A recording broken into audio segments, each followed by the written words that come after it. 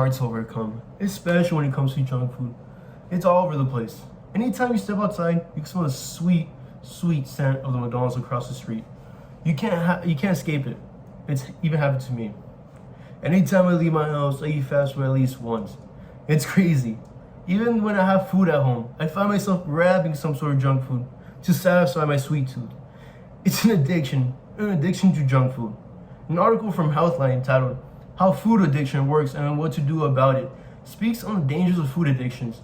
They even quoted that junk food addictions can be even compared to addictive drugs such as cocaine.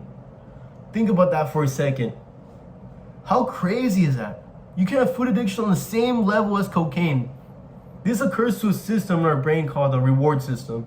This reward system takes place when the amount of dopamine is oversaturated, causing dopamine receptors to downregulate. Once the brain notices the huge amount of dopamine, it becomes to remove the receptors to keep things balanced. As these receptors start to decrease in amount, you will start eating more to the lack of dopamine. But what does this mean? Well, in short words, you will start to withdraw. Yes, you heard me right. Any type of addiction leads to withdrawals, not only hard drugs. Another article by the New York Times titled "This is Your Brain on Junk Food" explores the book Hooked by Michael Moss, an investigative journalist who quotes, "Processed foods like cheeseburgers, potato chips, and ice cream are not only addictive, but they could be even more addictive than alcohol, tobacco, and drugs."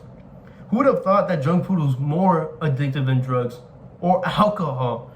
We think of junk food as a sort of cheat meal, but slowly but surely that cheat meal will turn into something bigger, an addiction worse than hard drugs, but not noticeable to the everyday person. Thank you.